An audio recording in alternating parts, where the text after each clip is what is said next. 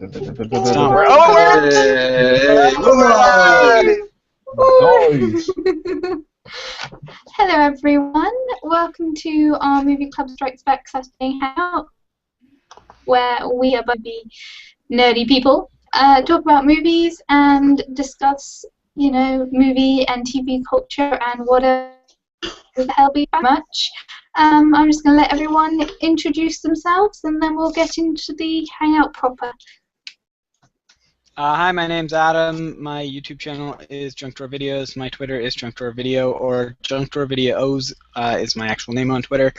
I make movie discussions. I talk about wrestling. Sometimes talk about whatever's trending. Just basically talk about whatever's on my mind at the time. My name is Christopher. My name is Christopher, and on YouTube you can find me at Easy Chair Reviews, on Twitter at ReviewEasy, and on the web in general at www.easychairreviews.com, where I talk about movies generally. Next. I am Servatorix on YouTube, Liam everywhere else. I used to talk about movie reviews all the time, but I've for some reason forgotten to do that lately, so I'll get back to that. I post other dumb videos, and I'm at the Servatorix on Twitter because I used to have an account that was called Servatorix, and then I forgot the password to that, so I have both names, but only use that, the Servatorix. Anyway, next. Hello, I'm Alan. I'm Mr. Hairy Brit. I do 3 videos each and every week. I've recently been on Control Kerrang with this fuzzy face, and yes, I've got something green on my shoulder. I'm Raymond. My names are RayHS1984 on YouTube and Raymond H. Smith on Twitter. I review horrible movies that no one in their right mind would ever be interested in, and occasionally talk about real life stuff, but mostly just review horrible movies. Next. You're muted, Jenny. Jenny, you're muted. Okay, I'm back. Cool. In fact, my intro was, hi, I'm Jenny, I'm a technological mess. So, very appropriate intro. Hi, I'm Jenny, I'm a technological mess. Which is the reason why the Hangout is running a little bit late. I am super jittery. I hope you guys can all hear me okay. If you can't, just post it in the comments. I don't know whether or not I started the Q&A, so comments or Twitter is probably the best place to go if anyone watching wants to ask any questions. I do videos on YouTube under the name Twitter under Jen, and I'm known as Class Librarian on Twitch, and I am your completely hopeless mod for the evening. So, yay! So, before we start properly, has anyone been watching anything particularly exciting this week? I watched 5 movies starring Mark Dacascos, the guy that plays the chairman on Iron Chef America. They're pretty awesome action movies. I've been diving into the wonderful cavernous world of Netflix. I've gone through maybe a little bit more than I should have of House. I'm now about season 3 within a week. It now means that I'm slowly developing a limp and wonder where Hugh Laurie's accents disappeared to. But yeah, that's fairly addictive. Should I watch that? I did watch some of Copper on Netflix. It's a weird show. I acted House is basically a doctor version of Sherlock Holmes, like all of the little reference how he's actually Sherlock Holmes. Like his apartment name is 22B and things like that. It just makes me happy. And the fact that it's like House as a See, I'm used to seeing House as a bumbling. Well, Hugh Laurie is a bumbling idiot. So there's elements, especially as you can see the first series they've gone right. Let's try and put the comedian in a serious role and see how it works. And you can see him doing well. And then by about season 2, end of season 2, they've just gone, you were fairly successful as a comedian as well. Just drop in your humour. And he's amazingly clever. Because there's moments where there's someone dying and you're laughing at him being a complete arsehole. It's brilliant. It's brilliant. Awesome. Yeah, I've seen, I think, every episode of it. Sorry. Yeah. I think I got as far as season 4, and I was still enjoying it. I'd much rather watch Fry and Laurie. Yeah. It's in my age demographic. It's a complete different mind twist, because if you go back and watch his original stuff, or some of the Blackadder stuff for that matter, it's a bit weird. Yeah. Else watch anything exciting? Films, TV, whatnot?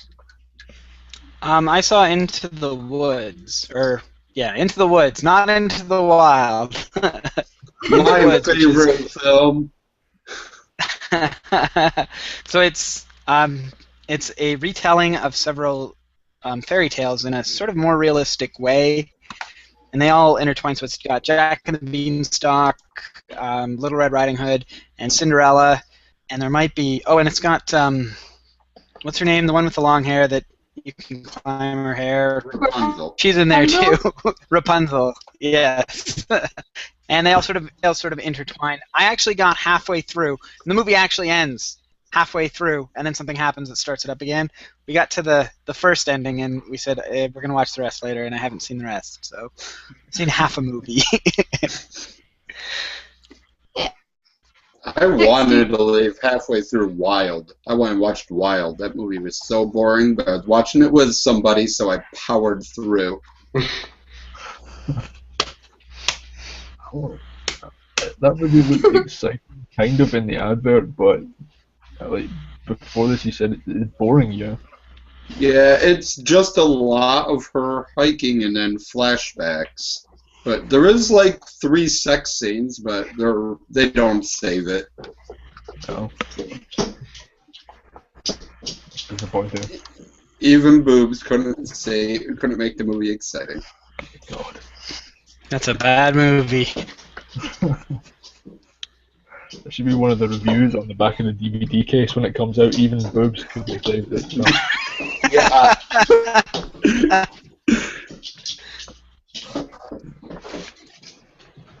Okay, if that's on what they've watched this week, I'm going to move over onto our trivia quiz, which is all along the theme of this week's subject, which is digital and basically animated characters in live-action films.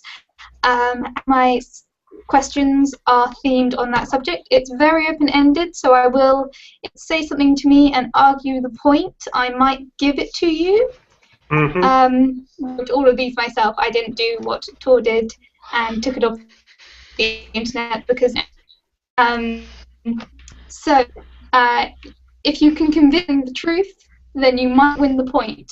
If you put your names out in the chat to everyone watching, because of the international delay that goes on, or just yelling out their name does not work.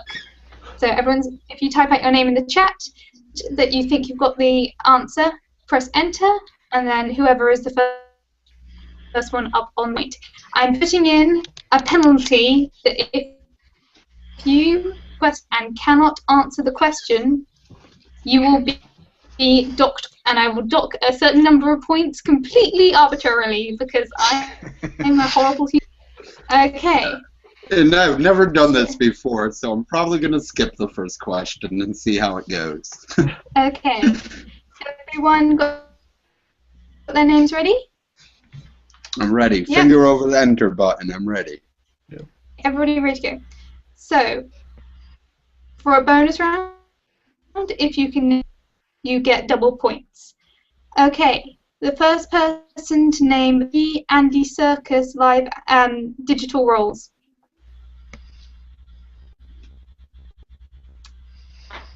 So if you think you can name 3 Andy, that is Alan. Okay.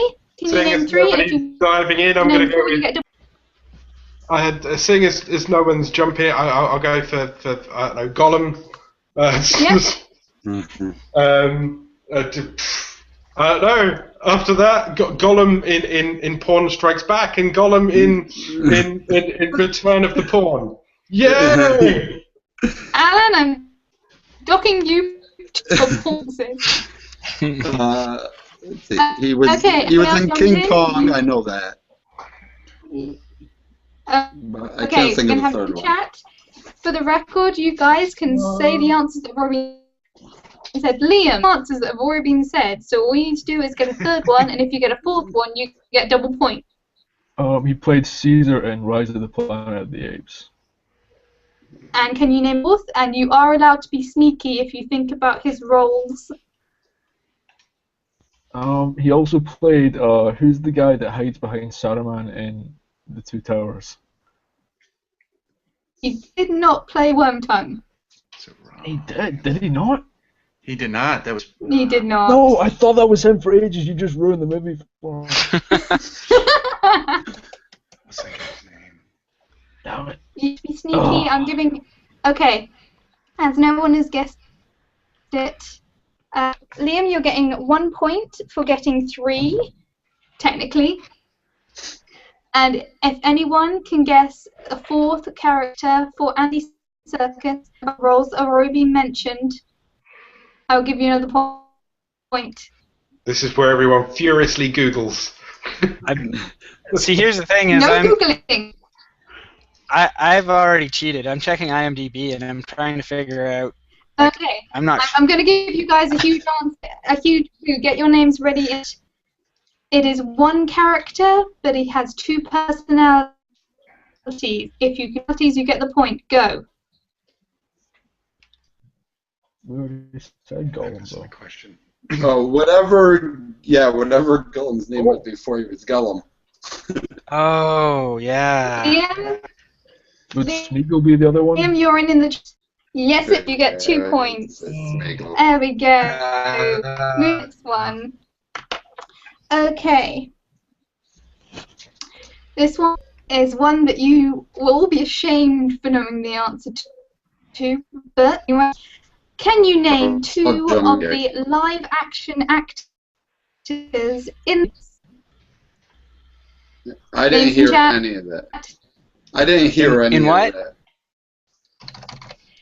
In the Scooby-Doo movie, name 2 actors who played live-action characters. And Alan's in. Come on. I didn't hear that. Sarah Michelle Gellar and what's his face? Oh, yes, I know it. Oh. Gonna dock you a point, Alan. Matthew Lillard. Yes, I'll give you that. You get 1 point. Congratulations. Okay. I didn't hear the question or the answers, but that's okay. Okay. Well, what I might do then in a moment But that's is I'll okay. cut. On to the next one. Do you want me to? Okay. Let's see whether or not you answer the next one, and if not, I will take pity on you and paste the viewers be unaware. Okay. Okay. In the film Roger Rabbit, there are lots of cameo cartoon characters. Can you name a few cartoon characters that are not just from the Roger Rabbit? How many? And Adam, you've got 3. Donald Duck, Daffy Duck, and Mickey Mouse. Nice. All in one. In fact, I'm going to give you 2 points because you did it. Okay. You and me are tied. This means Okay. war. Not in Roger Rabbit, the film.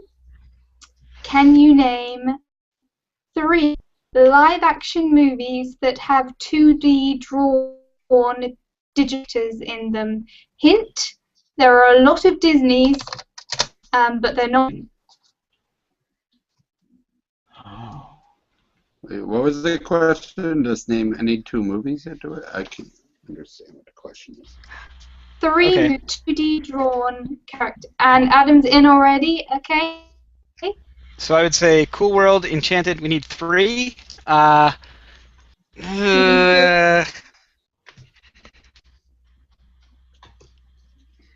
don't have a third.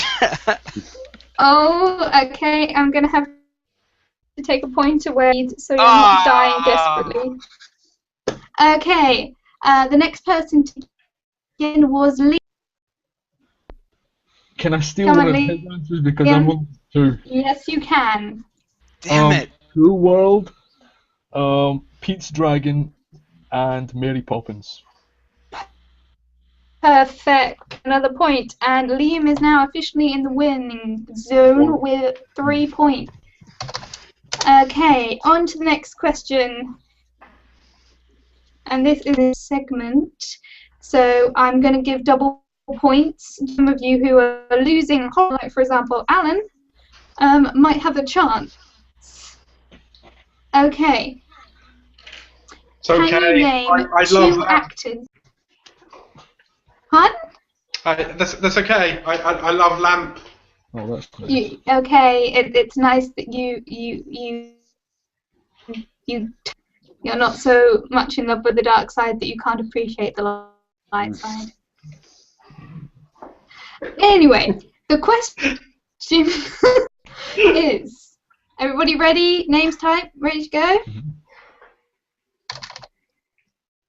Can you name 2 actors, different actors, both a motion capture character and a live in the same movie?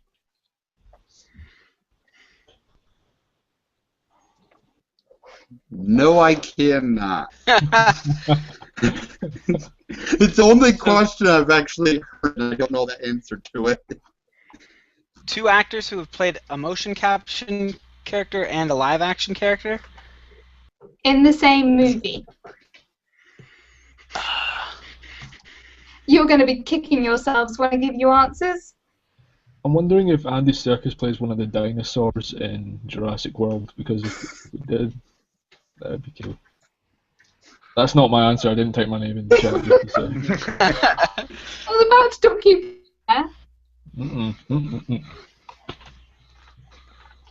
Come on, guys. Or Oh, Alan. Alan. These are guesses. Eddie Murphy and Robin Williams. Oh, they weren't on my list. I need to Because I'm look them up. thinking Eddie Murphy for things like The Clumps and Dr. Dolittle, and then Robin Williams for the likes of Flubber. Maybe not Flubber. Oh, that's makeup. I don't think it motion capture. You a little bit, Alan, because I'm not sold. This is full live action full digital characters that they did the physical work for. Hello, Libyan Osman. Hello, he's one of my Twitch peoples. This is Right. my first time chat. Welcome. He'll be in a mo, I imagine. Leo, was that you jumping in? No. No. Oh, no. Okay, the ones I have on my list, I can give you 1, 2, 3, 4. I can give you 5 Oh, wow. different characters that are distinct motion capture versus and play their own like different characters / the same character but in human. I thought of one. I think Hank Azaria did it. I think Hank Azaria did it in the Night at Museum. He does the Atlas statue. No. I will give it to you because this is taking long. There we go. You've got 1 point, Ray. There we go. Hey. The One. one. Would you like me to traumatize all of you by giving you the answer? I just found a huge, like, I know a movie that I could name like 3 or 4 people from already. Well, too late, sir. Too right. Yeah, I know it's too late. In fact, we need loads of points. Anyway, the answers that I have are Mark as the Incredible.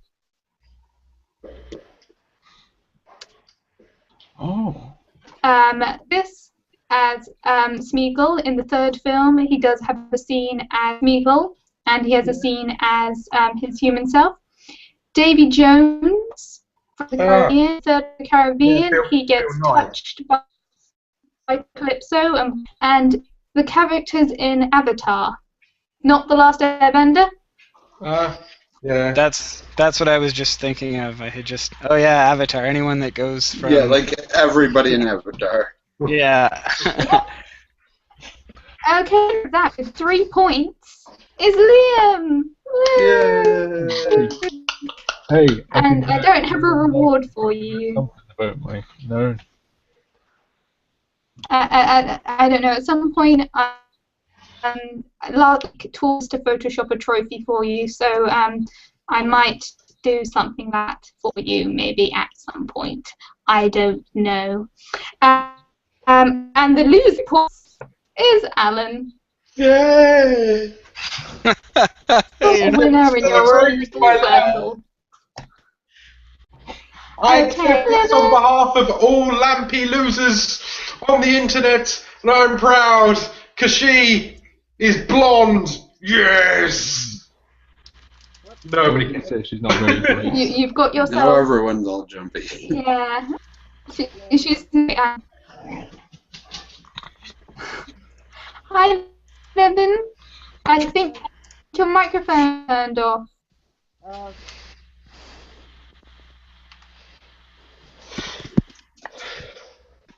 Okay, come back in a mo. Just type it in chat when you're ready to.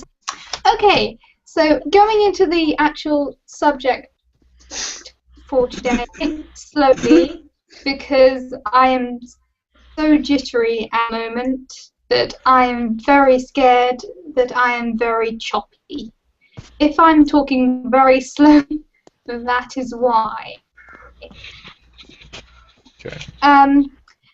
My first subject is Roger Rabbit, which is one of the most iconic classic animations versus live action films of all time. To talk about it in general. So, how old were you watched it, and what were your first impressions? And we're going to go in the same order, so that's starting with Adam. I first watched it when I was a kid, and it was probably my favorite movie for a very long time. I just thought it was awesome. Scene. Oh, yeah. What was your favorite scene from Who Framed Roger Rabbit? My favorite scene? Wow. Probably because I was 5 when it came out, the part where they're singing and dancing at the end, and he goes, "I'll kick you in the nose." And then he goes, "That doesn't rhyme with walls." And then he goes, "Yeah, but this does." And then he kicks him in the nuts.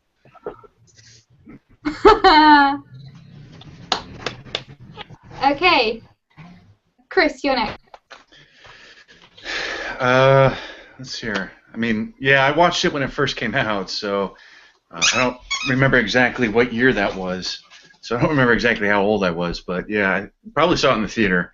But yeah, it was. I mean, it was a great film then. As a kid, you know, you just love watching all the cartoons hop around, and it's funny watching it again as you get older because you realize, you know, you miss half the movie. Because again, I just watched it earlier this week, and it's actually a really interesting little detective story, kind of a film noir in, you know, 1930s or 1940s Los Angeles. So it's a great film on its own. But yeah, it's, you know, as a kid you watch it and you get to see Mickey Mouse and Bugs Bunny and all that stuff hop around. So it was a great time, and it's still a great movie. It holds up. The next person listed. My, I was when we first watched it for Movie Club on Phil's channel. That was when I first saw it. So I was 1920, not in the 1920s, but I was 19 or Was 20. 1920 when you watched it? Real young. You're but- really old, or it's a really expensive film. Yeah. I think my favorite scene was the one where Roger Rabbit gets drunk, if I'm remembering it correctly. Oh. Yeah, Yeah, he does get twice. What? Can you hear me now? Yes, we No. can hear you. Sort of. Yay! I had to fix it. Oh, this is the best I think I can get, so. Hi. I don't know. Do you want it watching? Hey! Hello. Hello. What's going on? Okay, Am I who's next? visible? Okay. We can't really hear you very well, so if we just finish doing our row and then we'll come back to you yourself and tell us where to find you on the internet spaces and all of that. So in the meantime, Alan, you're next. Yeah, I remember watching this as a kid. I'll be right back. But it was a bit weird. Like when I first watched it, I hadn't seen Back to the Future, so the kind of Doctor Doom character freaked me out. Is it Doctor Doom? I think it's Doctor Doom. Judge Doom. It's just Doom. Or Yeah, Doom. you had it first. And then I really loved it as a kid because you had the whole cartoon element to it. But then the more and more it got dark and evil, I don't think I was old enough at the time to understand that cartoons could get evil. So I'd seen all the slapstick and all the funny bits and the animation, and then he gets out the steamroller, melts cartoon characters, and then gets run over and his eyeballs pop and you know, as got me my first 300 subscribers in one weekend, I found that almost as disturbing as Davy Bowie's penis. It's just not something you expect to see at such a young age. Yeah. And Ray, your thoughts? I saw it as a kid. I remember like right away, like first seeing the baby swearing and stuff, and I thought it was cool as hell. But like, 8 years ago, I worked at Kroger, and in our break room we had 3 DVDs, and that was one, or 3 VHSs, and that was one of them. So I've seen the movie about 30 times every day. We only had 3 movies. We had that, How the Grinch Stole Christmas, and Jason Goes to Hell. So I watched Hofer and Roger Rabbit tons and tons of times. Cool. Well, as for me, until same as Liam, DeFranco Movie Club picked it, and I was blown away. I had watched clips of it on TV, and because of the last scene with the scary, I hadn't actually seen it until I got told to see it because I was so very scared. And my favorite scene, although it's not it makes, is the little boot that gets dipped because that was the physical traumatized while watching a cartoon character die. The poor little shoe. Anyway, the poor little shoe. The dip. The dip. Lubin, You gotta are say you it like okay that. to introduce you? Hello? You just bugged out on me for a second. I think it's the signal. Huh? Hello? Classy, We what can did you hear you. say? Hello? Hello. Can you hear me? Yes. Yes, we can hear you. Can you hear me? Yes, we Oh, can. Yeah. Yeah, go ahead and give your intro and who victory. you are and all that good stuff. I'm Lee Van.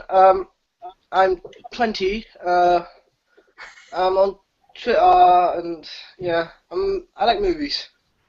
Yay! And comics. Well, that's what we want to hear. All the requirements. Medical Strikes Back. So you can Oh. hit them. Huh? Well, welcome. Welcome.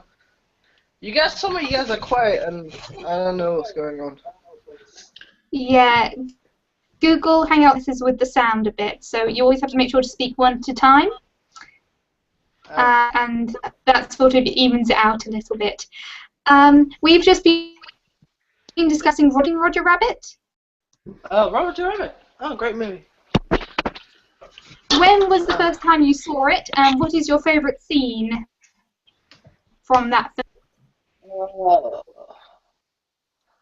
I haven't watched it in a while. I think I saw it when I was like 11. And oh yeah, and dude gets his he goes to Two-Town and he starts that guy dies. I forgot that scene, but yeah, sorry. No, Okay. Adam gave himself doom eyes. I feel like I should give myself doom eyes now, so we can all have doom eyes. For the next segment, we shall have doom eyes. Whoever is willing to give themselves doom eyes. I don't know how. Sorry. Let's see if I can figure out how. No. IRL. There's a little. It's a little. The pencil thingy. That should be in your Google Hangout options down the left-hand side. And then go to stamp. No, I'm using And a then tablet. you can find. Which is working currently. I don't know whether or not you can get it on tablet. Damn. Okay. In the meantime, question to keep everything running. We have a lot of Michael Bay which feature digital characters, some of which are more empathetic than others. Drawing videos. I think is one of the least well animated characters of all time. Alan, I was wondering if you had anything to contribute to this subject on Michael Bay and digital characters. And anyone who've seen the Teenage Mutant Ninja Turtles suit. Oh, no, Which I just watched like an hour ago. I just watched the Michael Bay Turtles an hour ago. I refuse to watch Well, this is it. I just refuse. I don't want to have my view of it. The reason why I want to talk about Ninja Turtles and Transformers specifically is because the animation type has changed between the original and current format. So I was wondering if anyone had any thoughts on how that has contributed the media change has been. Any thoughts from any fans of the original series? Yeah, see, I'm a big fan of the original Turtles. I quite like. I liked the aesthetics of it being random. I liked the men in the suits. I liked the fact that they were martial art experts. I think that they was able to.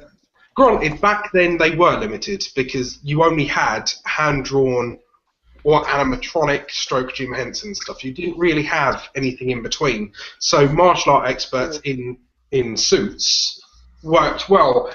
But I've not seen the new Michael Bay version. But going into it, understanding that it will be CGI and knowing it's a Michael Bay film, it sets a different bar. Like if they were to go back and say, right, we are doing Teenage Mutant Ninja Turtles 4 in the suits with the martial art experts, you know kind of what you're expecting. Just like when they relaunched Transformers, that I think that was more of a shock for people because they hadn't seen what the Michael Bay effect could be. Whereas I now know Michael Bay plus film equals an explosion stroke, maybe not huge plot line, sense of humour twist, but with CGI. So I want to go and see it, but I understand that I'll be measuring it against other Michael Bay films. The fight scenes were good, but the comedy stuff was horrible, and Megan Fox is a horrible, horrible actress who should thank God every day she's pretty, otherwise she would never be in movies. You kind of don't like her then. Wow. Chris, do you have something to say? Oh. Well, yeah, I mean, and to preface this, I haven't seen the new Teenage Mutant Ninja Turtles. I'm one of the ones who's kind of boycotted it. So I'll probably catch it, eventually when it comes out on, when it rolls on through my Netflix. Now I have a mustache. But I think with the CGI, I mean, to kind of dovetail on what Alan was saying, there's a balance between what you can do with the practical effects, like they previously did with the Turtles and the suits, and putting in the CGI. Now with the new one, they obviously wanted the full CGI characters, but you look at with Transformers. I mean, obviously those had to be CGI. You couldn't do a 20-foot tall robot. Stop it. With 20-foot tall, transforming robot with practical effects. That would have been really hard. I might go dark.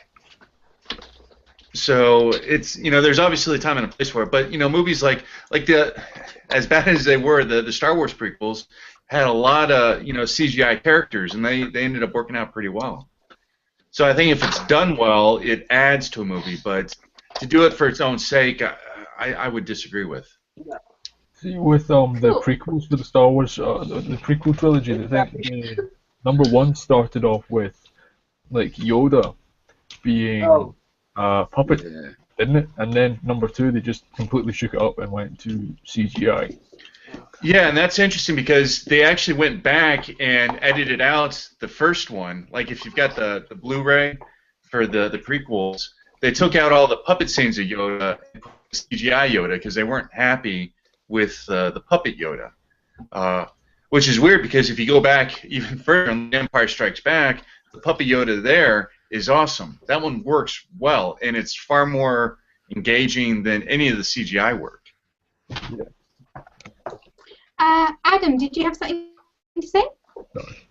I just wanted to say that I can understand why they've switched to the CGI Ninja Turtles, because I'm a huge Ninja Turtles fan. When this movie was announced, I was like, oh my God, they're making another Ninja Turtles movie, and people were like, yeah, it's gonna suck. It's Michael Bay, and I was like, yeah, but it's another Ninja Turtles movie. It's gonna be awesome.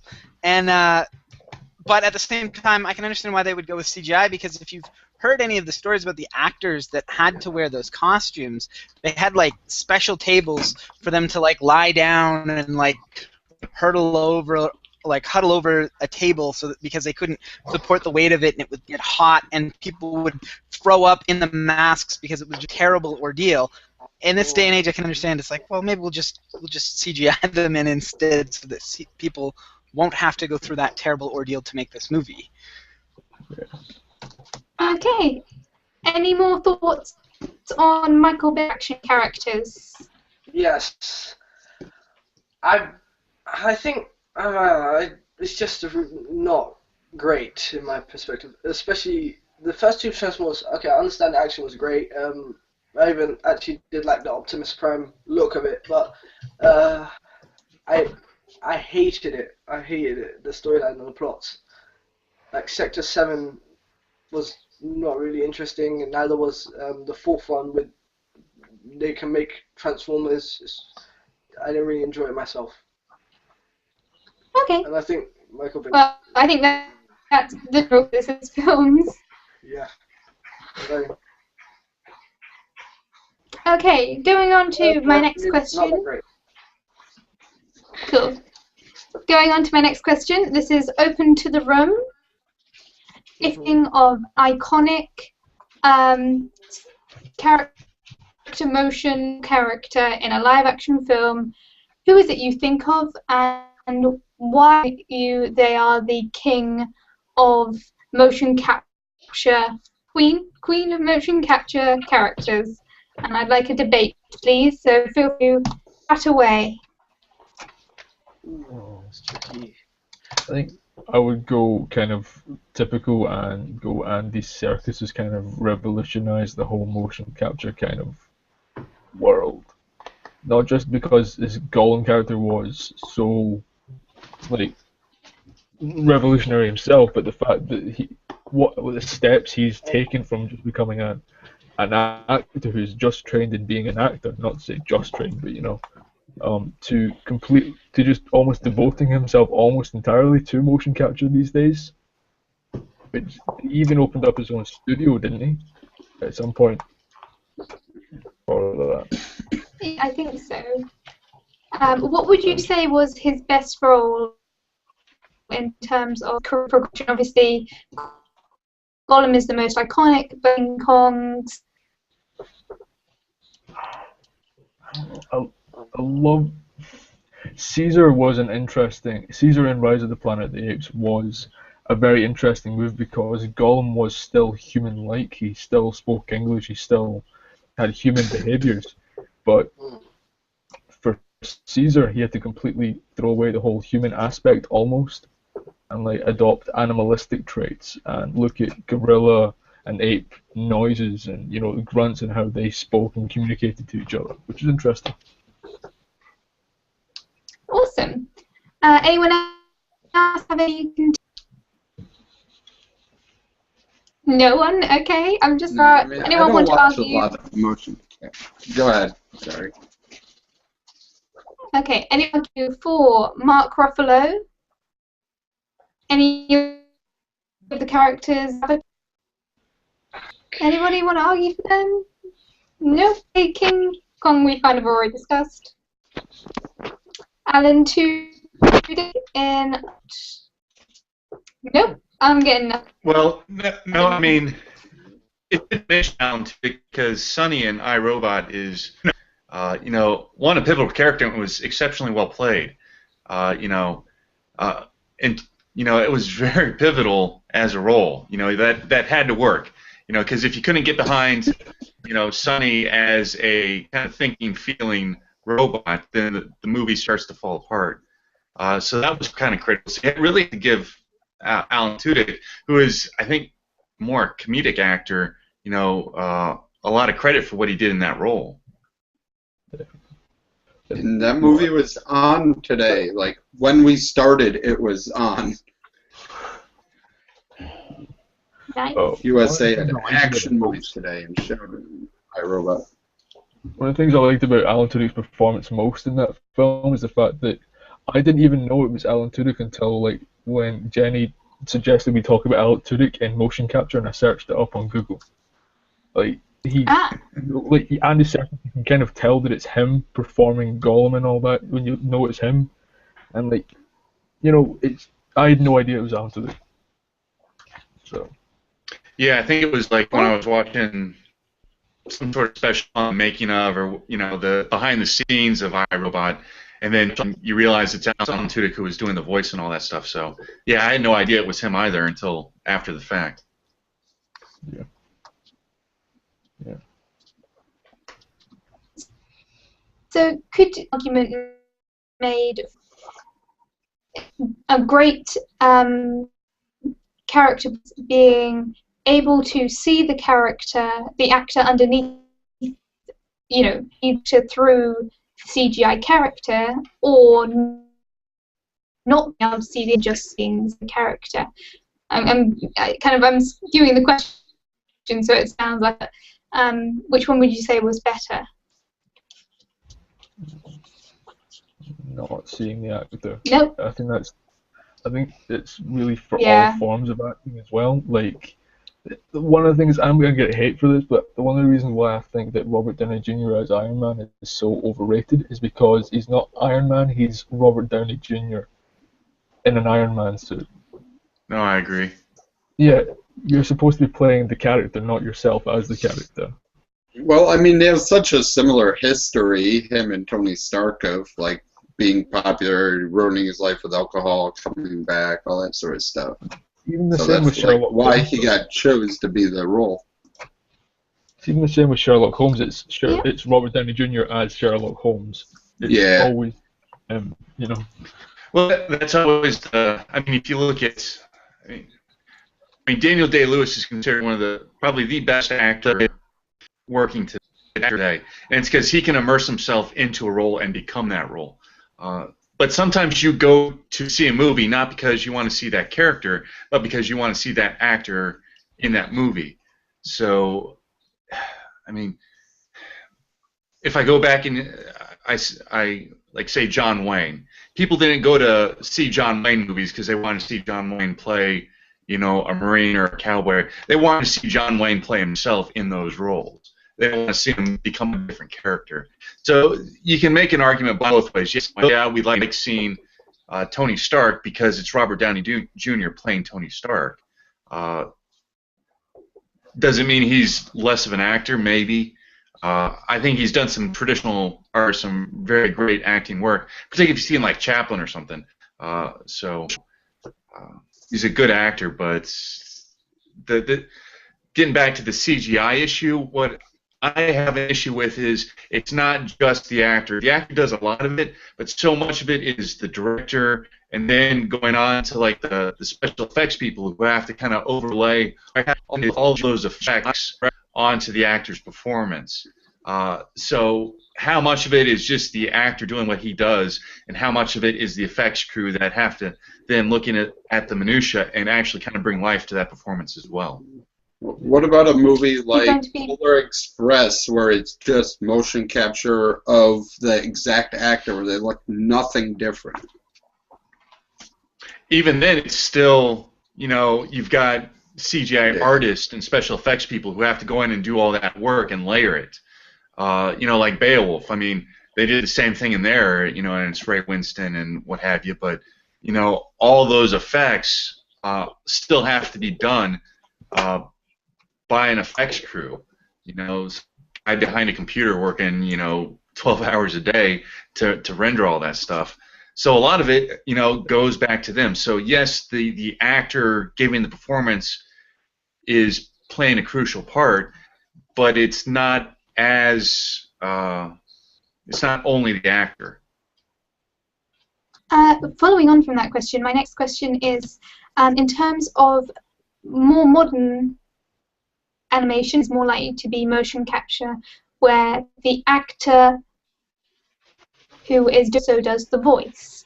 However, traditionally, the art, and then there is a voice actor that comes in.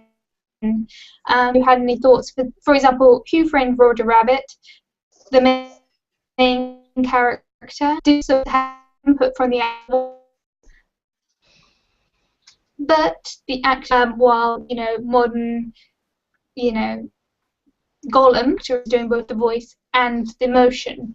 So, how do you feel in terms of developing a digital character? Which do you think is better?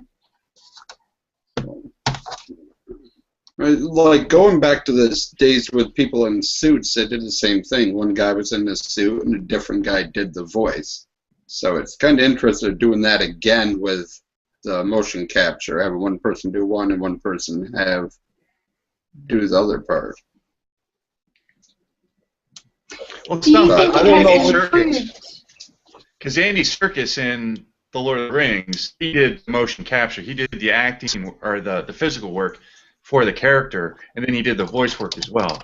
And I think that helps enormously because there's going to be less of a disconnect between the physicality of that role and then the emotion in the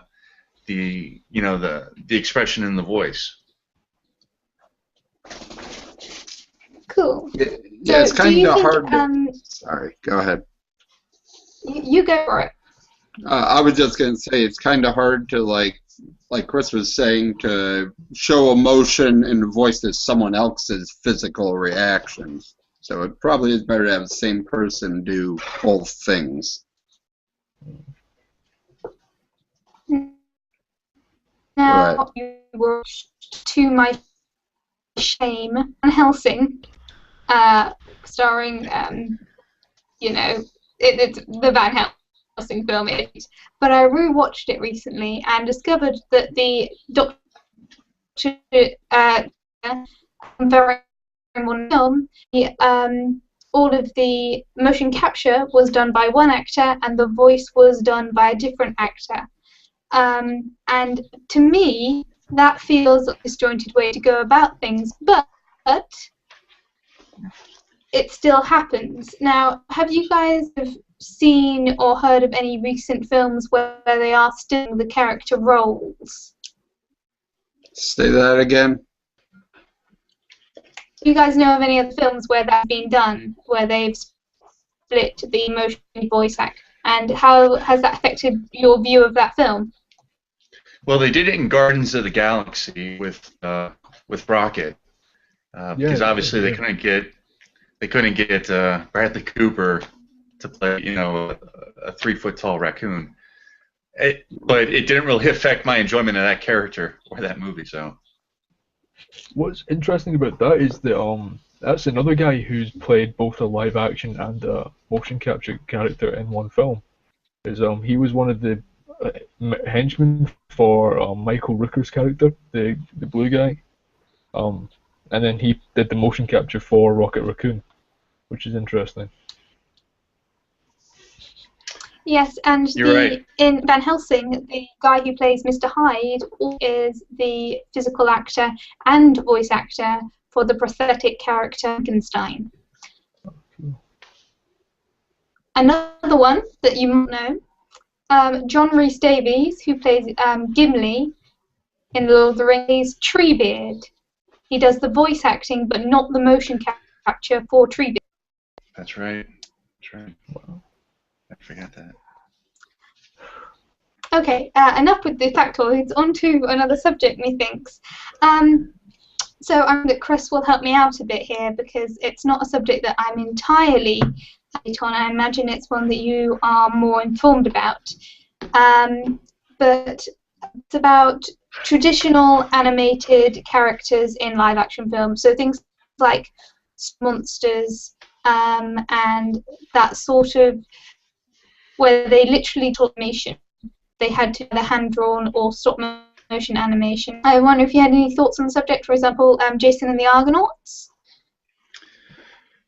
Yeah, I mean, you can obviously see where the CGI and the stop motion or the motion capture gives the performers and the director, you know, a little more buy-in. Because with like Jason and the Argonauts at the end scene where you've got a couple of the Argonauts fighting the half-dozen skeleton warriors, you know, there are no skeleton warriors for them to be fighting when they're actually filming, when the actors are on location shooting that. So they just have to swing their swords, and yeah, it's fun to watch, and you can look back on it now with nostalgia. But I think even at the time, when you watch it, you realize they're just kind of waving their swords in the air, and there's no real physicality to their actions. Whereas now they can, you know, actually have somebody in there, and it allows us as the audience. I mean, one, it gives them the ability to actually get a little more physical reaction. So us as the audience, you know, it buys in a little bit more because we see that it gets represented on screen. I was hoping you'd help me out with that question because it's something that was on my to talk about list tonight, Jason and the Argonauts. But that is an entire sub-genre of that I hadn't really considered before writing my list of things to talk about this time. I've just looked at the comments on our chat, and Baxon, joining us later, possibly posting out. So he is watching. Hi, Baxon. He says, while talking about the cartoon series to live-action movies, he mentions that most anime adapted to live-action have been absolutely awful, and that Sailor Moon was horrendous. I have not seen live-action version of the film, but I have the two animes that I've seen made into live-action films. I've seen for Corpse Party, no, not Corpse Party, Another, which is a horror. It's absolutely awful. It's like Final Destination, but with a ridiculous. Am I frozen? Yeah, everything frozen for a second, but I'm here now. Okay, cool. I thought you were saying I was frozen. I was like, no. And the other anime that I've seen that's Everybody live was action. frozen. You were all frozen in place for a second. Okay, cool. The other anime that I've seen the live action version, it does feature some animation, but they're really, really well done, and it's not actually got character animation, but it's a good from Baxon. I can't read my own handwriting. Similar to that is the Dragon Ball. Did anyone see the Dragon Ball film? Oh, no, yeah. I never saw that. Oh, I finally got around to watching it. I opened Cider and I watched that shitstorm of a film, and it was hilariously, awfully awful. You know it's bad if Jenny uses the word shitstorm. Exactly. Yeah, it was so bad. Liam, would you like to talk about the I don't think there are any. No, there's one digital character, isn't there? I think so. I don't know. I think the monkey guy. That's about it. I don't know. The monkey guy who's animated. Wait, what was? There's like the spoiler alert. What's he called? Because I can't. I wasn't really concentrating on the movie, and I haven't watched Dragon Ball Z the series yet because I just haven't had time. I mean, I bought it because it, for two reasons. One, I liked the show when I was a kid, so I'm like, I'll buy the film. And two, the film was 50p at the shops, so I'm like, okay. Yeah, it deserves no. You know it's quality if it costs less than $1. Yeah. Yep. I was wondering if anyone had any thoughts on what counts as a digital and what counts as a digital creature, and what characters. If we just go from left to right again, so starting with Adam, unless you can't think of anything right at the top of your head, and would like me to come back to you in a minute. Sorry, you sort of lagged a bit. A digital creature and a digital... What makes a digital character different from a creature, and where's the overlap? Digital character different from a creature. Digital creature. Creature. I'm not. So I mean, I suppose if it's... Sorry, go ahead. So is it me or you? Go ahead. What were you going to say?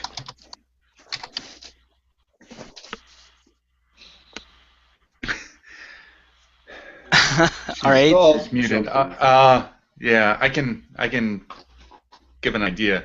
I mean, when I look at just the terminology between creature versus character, you know, a creature might not necessarily have any sort of, I mean, if you want to get technical, impetus on the plot, but maybe it's just dialogue. You know, if it's just something there to kind of to look at and maybe interact with, maybe that's just a creature. But maybe if they've got some sort of, you know, like actual lines, maybe that's a character. You know, that you know, deserves that title. Yeah. That's interesting. What about something like Gremlins? I know they're not digital; they're puppets, but they sort of harbor that line between creature and character, I think. It's kind of like fingers and thumbs, I think, in a way. Like, not all digital characters are digital creatures, but nearly all digital creatures are digital characters in my mind. Do you know what I mean? Like, if they've got a part to play in this story, then they are a character, whether they speak or not to me. But it doesn't necessarily mean they're a creature if they're digitally inserted into the film. Okay, examples of creatures that you think are character to the fact that they maybe are not the most literate. Starting with Adam. What? I'm sorry. Can you think of any examples? Of characters, of creatures that aren't characters? Of creatures that are characters. that are characters. Well, like I said, I would say the characters in Gremlins, a lot of them are creatures and characters as well. They sort of have their own personalities, and but they're certainly creatures as well.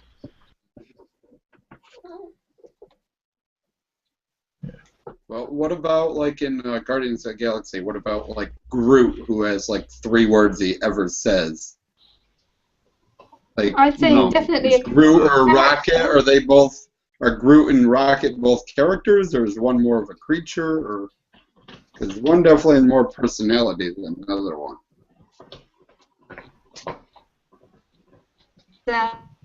When he side sweep and then turns around and is like, I did good. I did good. I mean, I don't have an answer to the question. I wish I did, but that's just an example I came up with, right? And the question, if you hadn't guessed, I've kind of reached the end of my notes. So, if anyone wants to just spew out anything they want to say, that would be awesome.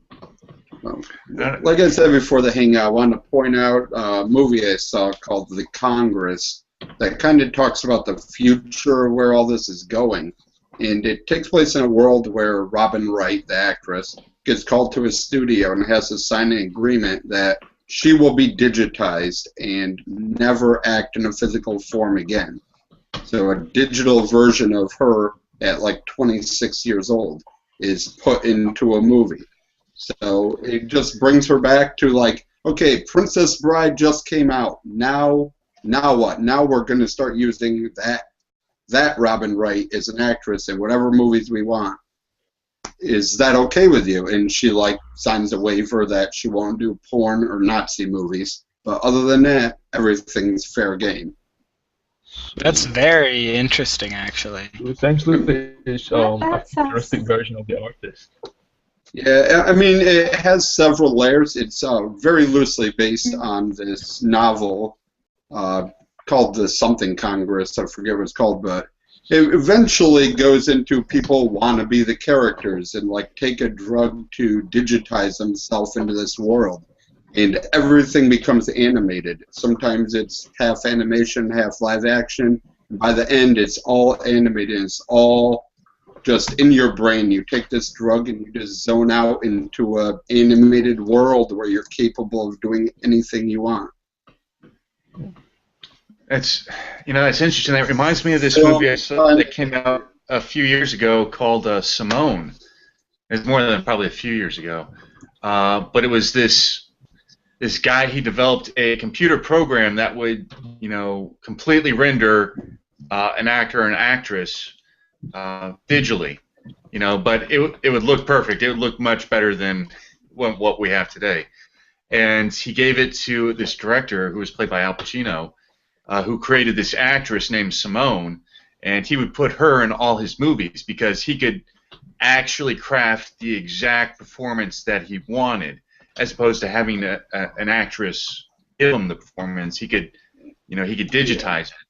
That's so it was exactly what they're doing. And it became an interesting story because it got away from him. He crafted this persona around this actress, Simone, and people started treating the character like a real person. They kept saying, and it was this thing where he actually tried to pass it off that the actress he was using was a real person as opposed to a digital creation. But it got away from him. Everybody loved it. So. Go ahead. No, it just, it was kind of commentary because... Yeah. Go ahead, Ray. Yeah, that's interesting. It's the same basic thing in this. 20 years later, Robin Wright's literally the last actress in the world, well, the digital version of her. And people, when they take the drug to become anyone they want, they can become Marilyn Monroe or Mickey Mouse, but a lot of them are choosing to be her because she became that popular and the world's just eventually degenerates into not having media at all. They can just create their own. Just permanently enter virtual reality, basically. To anyone watching, I've put a link for the Congress in chat, so if you want to, after you finish watching this video, obviously, go check that out. It's obviously looks pretty awesome. And yeah, it looks pretty awesome. I've only just glanced at it on Silent on top, so yeah. But it's a pretty cool. Ruben has just also gone in chat and said that he's on his way home, so he might be in later if we haven't finished, and we might actually be able to hold a conversation with him. There we go. And where I thought of a subject and then it's gone.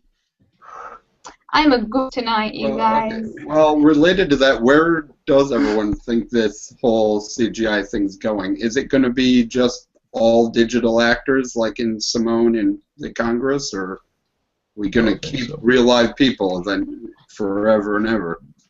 I think that it's. I think. Go ahead. Oh, you got him.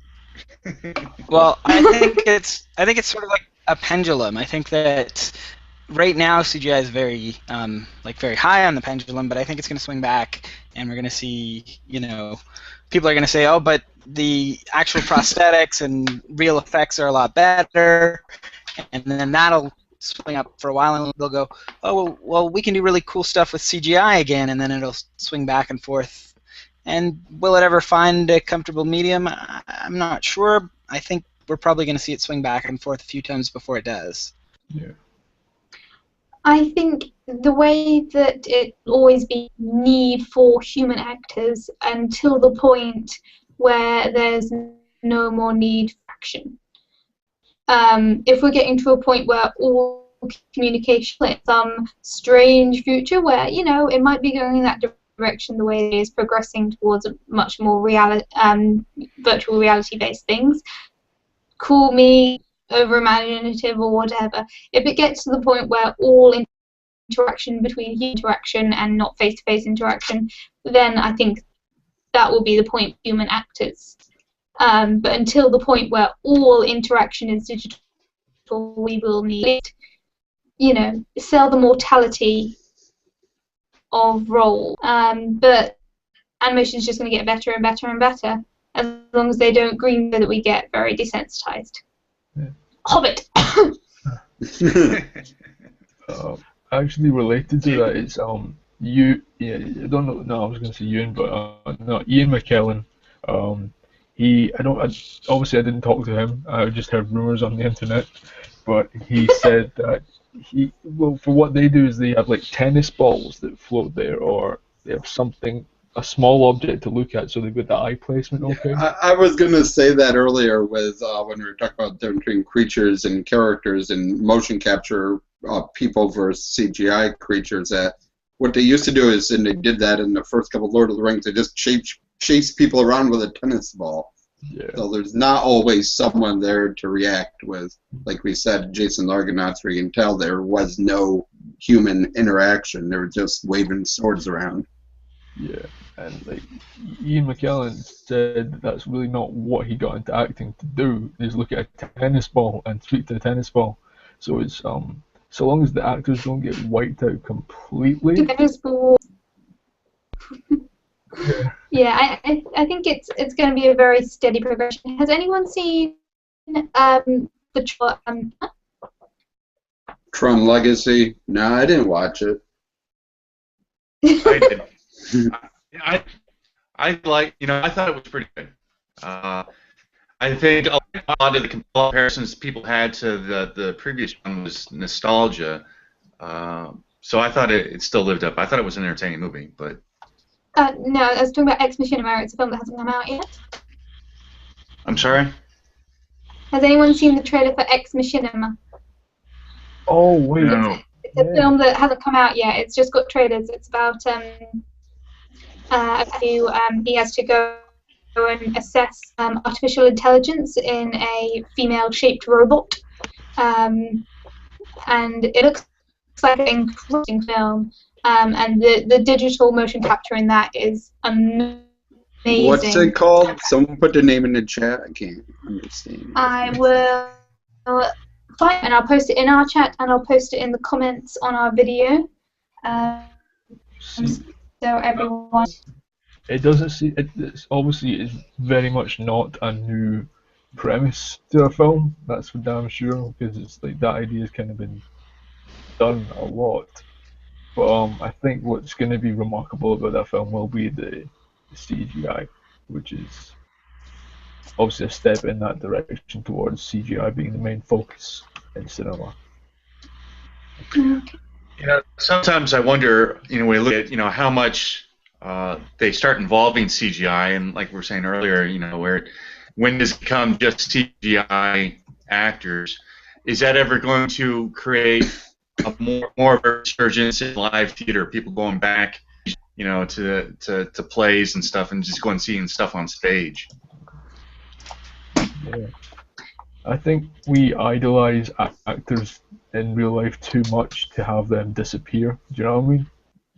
I don't think we can idolize CGI quite like we do actors. So what's the name of this movie we were talking about? I'm about to post it in chat, trace it up for you. I'm working with 2 computers here, which is weird. This is my first time doing this.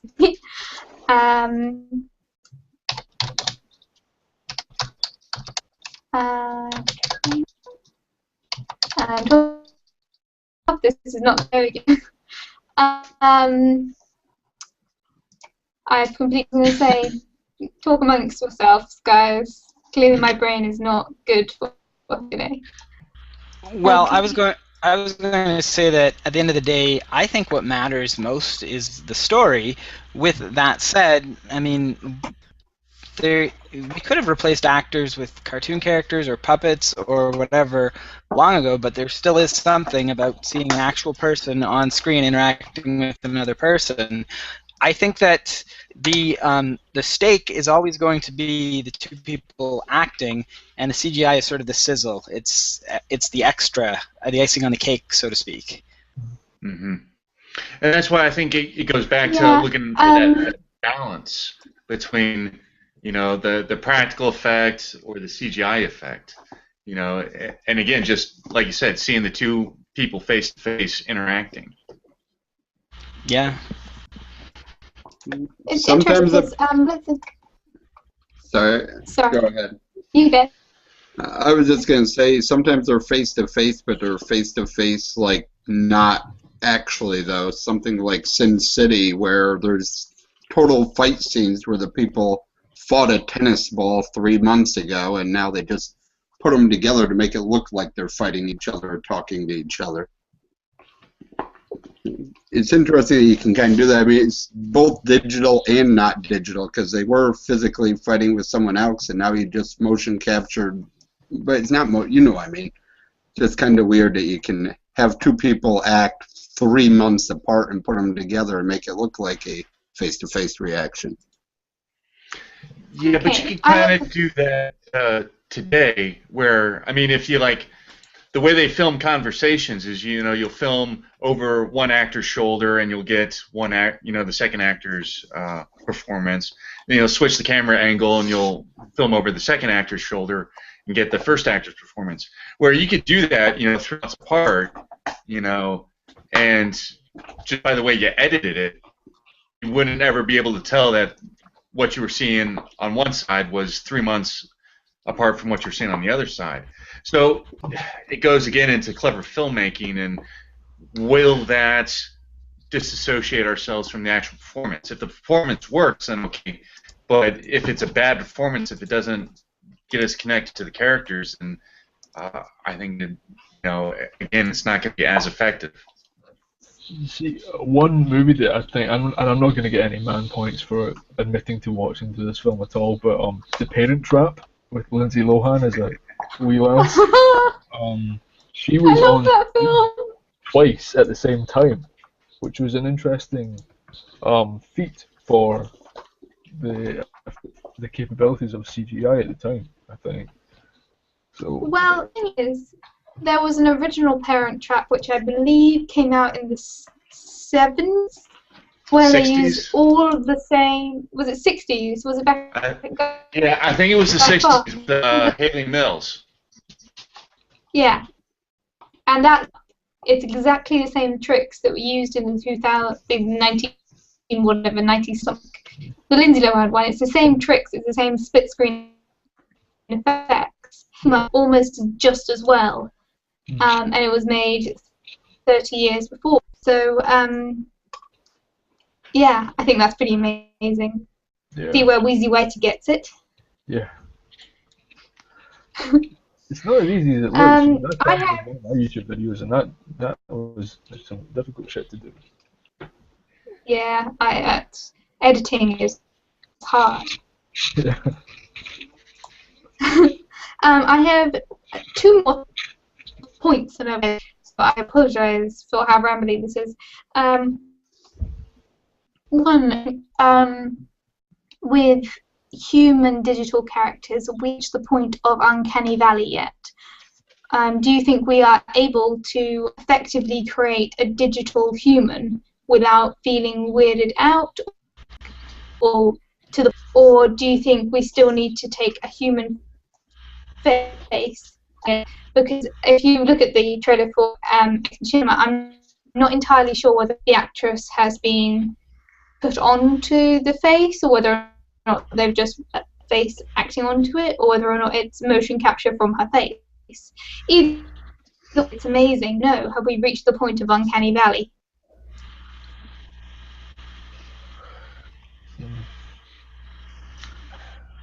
I don't know. I mean, to chime in, I would say that. No, to chime in, I would say that I just ended up playing, and this is going to be kind of a weird crossover, but Advanced Warfare, Modern Warfare, or Call of Duty, whatever it is, Modern Warfare, Advanced Warfare, and the digital characters in that are surprisingly realistic. I mean, you go back to where computer games were, just shoot a couple of years ago, and that's advanced so much, and that's where obviously the cinema's going, the movies are going, particularly with stuff like like Avatar. I mean, that stuff looked really well, but the computer animation is getting surprisingly real. Will it ever be to the point where we can't realize it's not a human being? I don't know. I think there's always going to be some giveaway. At least I hope there is. That we're going to be able to tell the difference between a digital performance and a real performance. Yeah. One game that comes to my mind like that is the new Uncharted game that's coming out soon. People genuinely thought that it was a real person, the main character, but no, it's obviously not. But if we're going on to games and stuff, which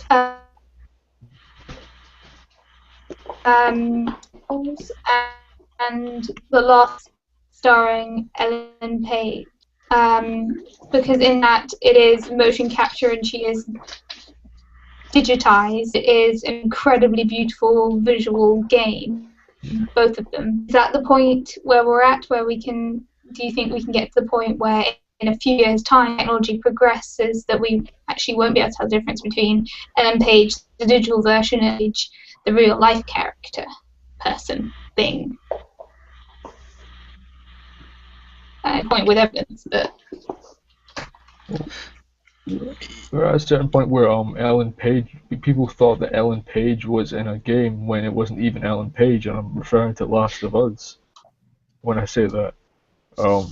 Yeah, I think we will probably get to the stage where it looks almost too realistic. But it's interesting is that, going back to that, but Uncharted 4, that's not even how the voice actor looks in real life. They completely generated a new person on top of that guy's voice, which is interesting. Cool. Last week, we kind of did that digital, like animated on some level easier to empathize with because they aren't human, so you can put yourself into their mindset. So what sort of films have you really, really empathized with when it comes to the digital characters? Perhaps more with the digital in a film than with their human actor counterparts?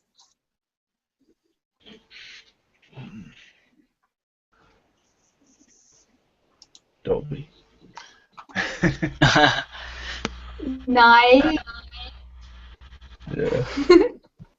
That's all you have to say, really. It's just Dolby. I can say I empathise more with Groot than our Lord.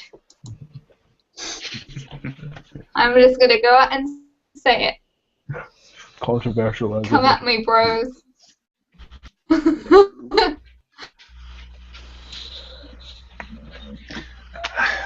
don't know. It's tough. If you can get emotionally invested in a character, even if they're not, that realistically portrayed. I mean, how many people like lost their minds in Final Fantasy VII when Aerith died? And that was like polygon character, not as opposed to somebody who was actually really realistically digitized. So emotional investment's hard, regardless of how realistic something's portrayed. Going back to the movies, I look at like Dragonheart, and that was many years ago, but you had Sean Connery voicing this dragon, and that was a very a character that was very easy to empathize with, so I think it's a lot easier than we might sometimes think it might be. Yeah, I think Dragonheart is a really good example of what Jenny was asking for. Yay! I mean, if you can sympathize with like non-human characters like pets and animals, then the leap to like CGI characters isn't that big. Yeah. Like Homeward Bound and Beethoven are the ones that come to mind when you say pets that you empathize with, because Homeward Bound. Yeah, like who didn't cry a little bit when poor Shadow was stuck in the mud? Yeah.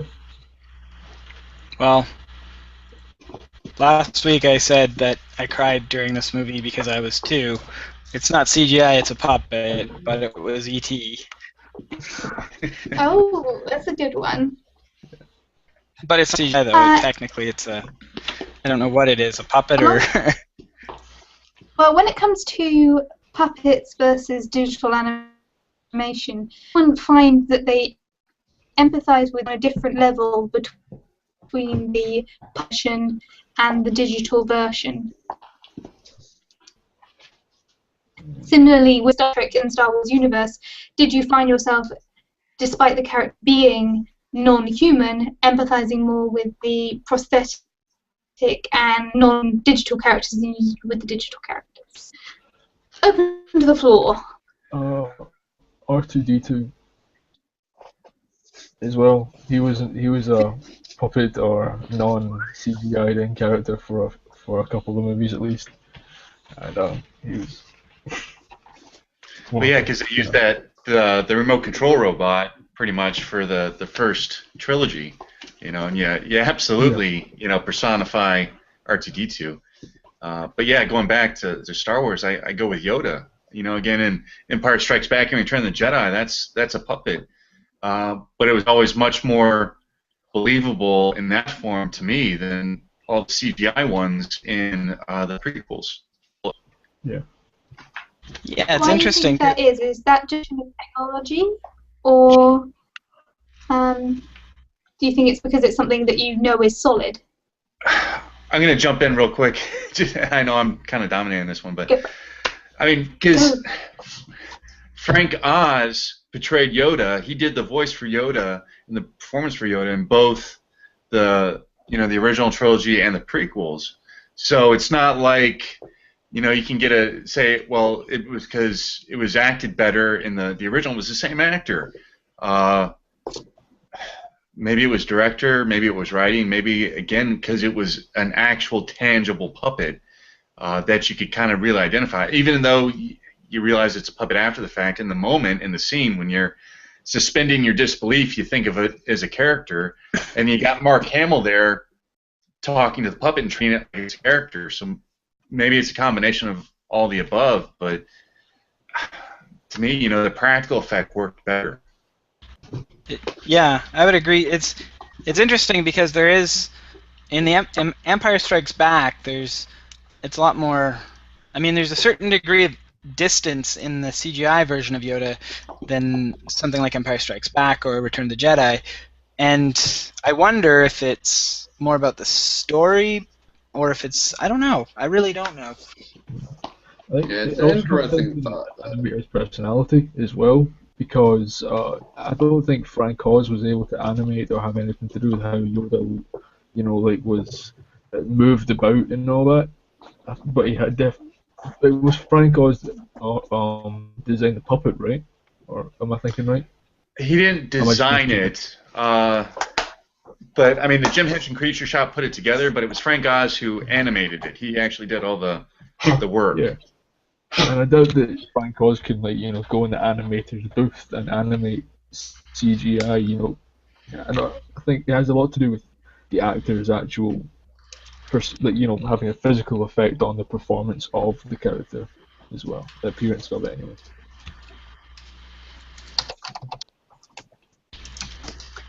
Okay. Well, possibly the end of. I started a bit late, but I want to be able to finish on time, just so we can all do all our merry things. It looks like Adam has already disappeared. So, actual break. Does anyone else anything they want to contribute as a final? You can open it up to pretty much anything if you want. Just as maybe a kind of a way to look at the mirror image. What about movies such as what was that? Sky Captain: The World Tomorrow, where it's an actual actor but they're in a simulated environment. Yeah, the entire blue screen movie.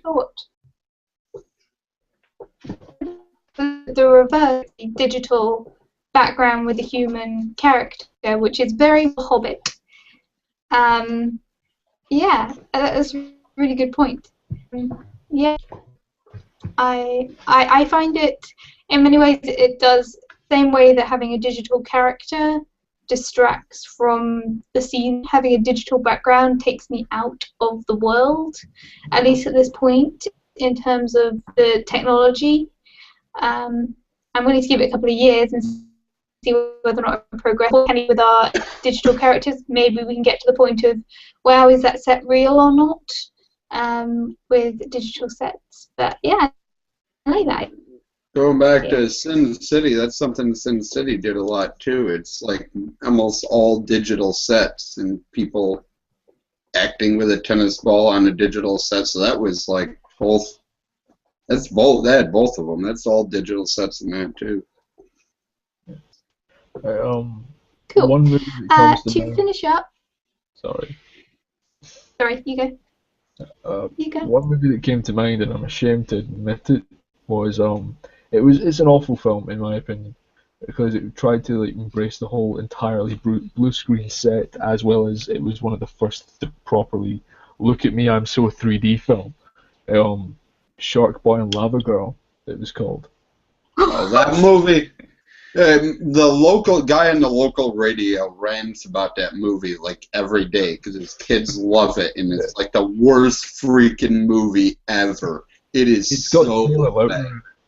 As a boy, Taylor Lautner's in it, and he's Shark Boy, and it's a whole shitstorm of awful, as Jenny would say. But yeah, it's entirely blue. It's also got I think Mario Lopez, I think it is, or George Lopez or something like that. Whatever his name is. George Lopez is in it. Yeah, he plays a giant tree. Yeah.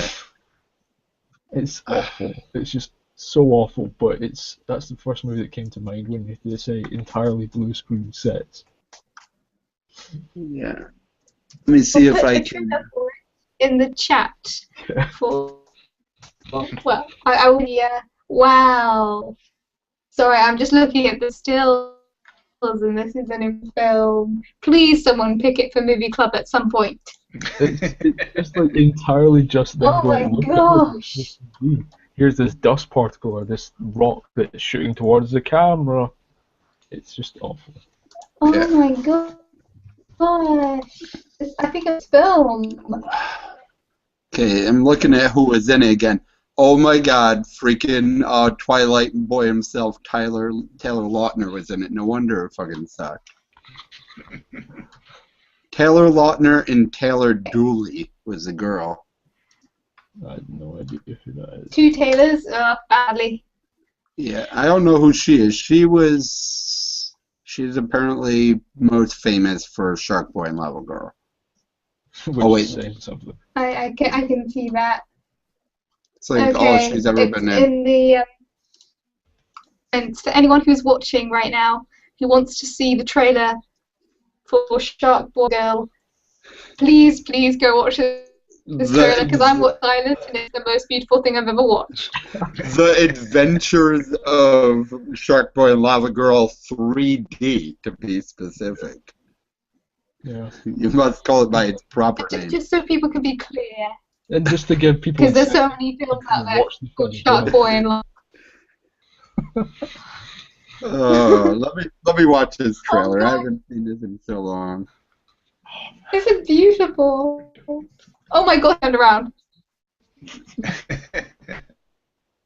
What's worse is my little And brother then she just of it as well, so he just made me constantly put it on over and over again, and I just wanted to, end it all right there. Okay, here we go. You do know I'm going to have to review this movie now, right? Yeah. Raymond, I was going to Yeah. ask, do you want to pick time in February, but in March, if you are willing, pick Hold on, my away. computer's making a bunch of noise. I can't hear anything. I got like 3 videos playing at once now. My computer's angry at me. Okay. Okay, Well, last question. Last question of the evening before we do sign-offs. Going from left to right, so that's going to be Chris, and then Ray, and then me. Who is your favorite digital animation, whatever character in a live-action film? You can like them because they're pretty entertaining, or just you love them now. Hop to it. Oh my goodness. Tough. Shoot. I guess I'll just go old school and say Pete not Pete, but Elliot. Elliot was the name of the dragon in Pete's Dragon. So, and that was a fun movie and a staple of my childhood and who wouldn't want to pal around with the dragon that only you could see. So I'm going to go with Elliot from Pete's Dragon. Liam? I don't know, I'm tempted to say Dragonheart. Or Sean Connery's character from Dragonheart. Because, yeah, that movie was my childhood as well. Awesome. And Ray? I don't know. I can't really think of like the favorite. I mean, like, yeah, the Dragonheart was awesome, and Roger Rabbit, of course. I don't know if that counts as a live-action movie with animated or animated movie with live-action. I don't know how you can count that, but because it's like half and half. Well, we're choosing the character, so yeah, I know. Your favorite. I don't know. I'd probably have to go with the dragon to steal the answer. Steal your answer. And my favorite character is a new one, but high on the get-go, Jessica Rabbit, because she is one hell of a badass, and she's not actually bad. She's just drawn that way. There you go. Okay, and if we sign off in the same order, tell us where to find you, what you're doing in the near future, and why you're watching. You should go over and say hi, not just because you're all awesome. Okay, again, my name is Chris, as you should know if you've been watching this for the past hour or so. But you can find me on YouTube at Easy Chair Reviews, where I talk about movies for Movie Club Strikes Back. I occasionally tweet things on Twitter under @ReviewEasy, and I do have a blog up at www.easychairreviews where I ramble nonsensically about movies and stuff. So if you want to, just read what I have to say as opposed to hearing it, you can go there and leave some comments or whatever. So, next. I'm Liam. I'm Servatorix on most platforms. I do dumb videos on my YouTube channel, and I post on the things that don't matter on my Twitter. So, yeah, You shouldn't subscribe to me. I just hit 300 subscribers, and I think that's my limit now. So, no more subscribers now. That's the limit. Yeah. I'm Raymond. I review movies on RayHS1984, and I only have 70 subscribers. So if you subscribe to me, I will make a review for you, like I just did for my last subscriber. She makes makeup reviews, so I watched a movie about a woman who takes tainted makeup that turns her into a killer wasp. And apparently my next review will be what? The Wasp Woman is a legitimate film. Sure. It was remade. How could it not be? How can it be bad if they did a remake? Oh, well, that's a weird thought to have. The Roger Corman creature feature from the 50s, and it's awesome. Soon I will be apparently reviewing The Adventure of the Shark Boy and Lava Girl in 3D, so look out for that one. Okay, next, go ahead. Okay, I'll just give a shout out to a couple of people who were here earlier. Stephen, who and unfortunately had technical difficulties, but hi. I think he's commented down below, so if you want to go send him some love, go over to his channel and do that. I've only really talked to him on Twitch, but he seems like an awesome dude. I just wish he had G tonight, but hopefully he'll be taking part more. Alan, who popped in, and then Mr. Harry Britt, links will be down here.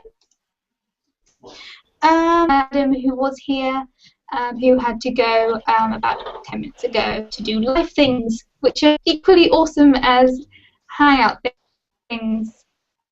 So there we go. Shout out to them. Congratulations to Liam, who just got his 300 subscribers, and congratulations to Ray, who has just reached his 2-year YouTube anniversary. So send those guys some love, and Chris, because he's awesome, go send some love to him if you're watching. My name is Jenny.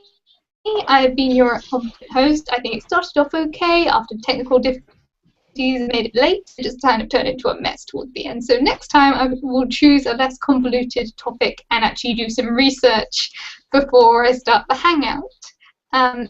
Meantime, thank you, comment. Please subscribe to the channel. Feel free to take part in the conversation. We'll have it at the same time, hopefully a little bit earlier at the normal time. And I will have some old movie clubbers and some possibly new movie clubbers. We'll see. This week's movie pick was from me again, which was The Breakfast Club. So please go out and watch it. Tag the video that you put online with hashtag MCSB. And we'll probably be talking about that a little bit next week, maybe, if we have room. And it's a really awesome film, so please do it. Please feel free to join in the conversation. We have a Facebook page, Twitter. So just come on, say hi if you aren't already a member of the community. Yeah, I'm going to stop talking, and I will thank you so much for watching. Thank you for commenting and doing everything that you awesome chat people do. Yeah, bye guys. Bye. Bye. Bye. I just came back in.